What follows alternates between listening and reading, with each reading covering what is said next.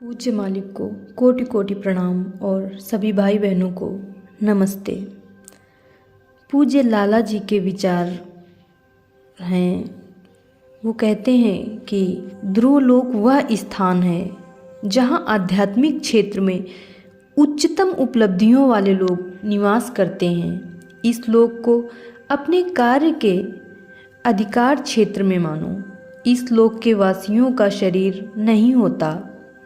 आज मैं तुम्हें वायुमंडल प्रदेश पर पूरा अधिकार दे रहा हूँ। जो प्रदेश तुमने चित्र में देखा उससे ऊपर का प्रदेश अधिक सूक्ष्म है। यह हवा को गति देता है। इसे हवा का मस्तिष्क कहना उपयुक्त होगा। यह प्रदेश मानव शरीर में भी विद्यमान रहता है। अवतार काल और महाकाल क्षेत्र से अवतीर्ण होते हैं। जब अधिक कड़ाई की जरूरत रहती है तब अवतार महाकाल से प्रकट होते हैं। जब इसकी ज़रूरत कम होती है तब वे काल से आते हैं। उनके पास सारी शक्तियाँ रहती हैं और उन पर उन्हें पूर्ण अधिकार रहता है। वे प्रेम पूर्ण रूप में भी प्रकट हो सकते हैं और एक हाथ में तलवार और दूसरे में दिव्य शस्त्र लिए हुए संहारक का रूप भी हो सकते हैं। जो सत्य पथ से अवतीर्ण होते हैं उनके पास ये शक्तियाँ नहीं होती। क्या तुम्हें पता है कि दुर्वासा को रुद्र का अवतार क्यों कहा जाता है? अपनी आध्यात्मिक उन्नति के काल में उन्होंने अपना नाता उस प्रदेश से जोड़ लिया था जहाँ से संहारक शक्तियाँ अवतीर्ण होती हैं। वह उस शक्ति में तैरते चले गए और उसका एक बड़ा भाग उन्होंने अपने अंदर ग्रहण कर लिया। इसलिए जहाँ भी वे जाते थे वहाँ यह शक्ति जो उनमें ठसाठस भरी थी बाहर रिसने लगती थी। चूँकि यह शक्ति संहारक थी, दूसरों को नुकसान पहुँचाती थी और उनको पीड़ा में डालती थी। यह लोगों के आंसू बहाने का भी कारण थी। यह दिव्य शक्ति थी, इसलिए निम्न क्षमता के संत तथा दूसरे लोग डर के मारे उनका आदर करते थे। उनकी शक्ति की बराबरी नहीं थी। क्या कोई ऐसी विधि है जिसके द्वारा हमारे मन में उठा विचार तुरंत गुरु के मन में कौंध जाए? तो पूज्य लाला जी कहते हैं, गुरु में सर्वाधिक सीमा तक विलय हासिल करके गुरु से सामंजस्य स्थापित करना ही एकमात्र विधि है। अपने को इस तरह से सम या निस्तरंग बना लें कि कोई ज्वार या भाटा शेष न रहे। इसका संबंध अभ्यास क्षेत्र से है और इसे केवल अभ्यास द्वारा ही अच्छी तरह से समझा जा सकता है।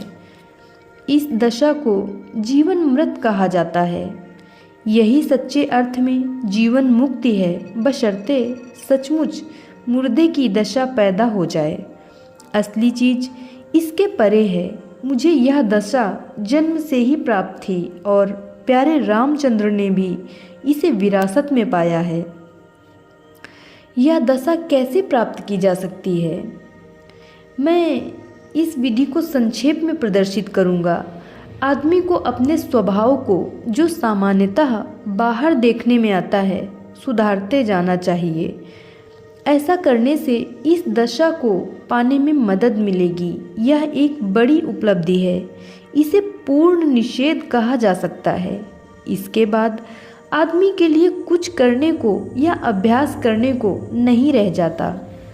बातचीत का तरीका मेरे जैसा होना चाहिए। उसमें उतार चढ़ाव और स्वराघात नहीं होना चाहिए। इसके विपरीत यह दिव्य धारा वैसी होनी चाहिए जो ब्रह्मांड के आदि से अब तक समगति से बहती आई है। मैंने उसकी नकल की थी। इसके लाभ अनगिनत हैं। जब बातचीत का प्रवाह आदिम धारा से मेल खाता है तो उन दोनों के बीच एक समरसता पैदा हो जाती है और इसके माध्यम से प्रभाव उत्पन्न करने वाली एक सहज शैली अपने आप बन जाती है। जो कुछ कहा जाता है सुनने वाले के अंदर वैसा ही बैठता जाता है। दूसरे शब्दों में मूल धारा से एक प्रकार का संबंध स्थापित हो जाता है, और जब यह संबंध स्थापित हो जाता है तो फिर उसका प्रभाव तो पड़ना ही है। अगर कोई इसकी नकल करे तो वे ही शब्द जिनके द्वारा असर डालने की मंशा है मुंह से निकलेंगे और ये शब्द उपयुक्त होंगे। इसका अभ्यास करने की विधि यह है, सबसे पहले बातचीत के दौरान उतार चढ़ाव दूर करने की कोशिश करनी चाहिए। इसे तीखेपन या कर्कशता भी कहा जा सकता है। जिस हद तक ये चीज़ें कम की जाएंगी उसी हद तक इस धारा का मूल धारा से सामंजस्य होगा। तीखापन से मेरा मतलब केवल क्रोध से नहीं है जो स्थूल है। मेरा आशय यह है कि प्रवाह में किसी तरह का भारीपन न हो। शांत हवा की लहरें इसका एक उदाहरण बन सकती हैं। इसको हासिल कर पाना बहुत कठिन है, परंतु लंबे समय तक अभ्यास और साहस से, जिसके पीछे गुरु कृपा का सहारा हो, हर चीज़ संभव हो सकती है। धन्यवाद।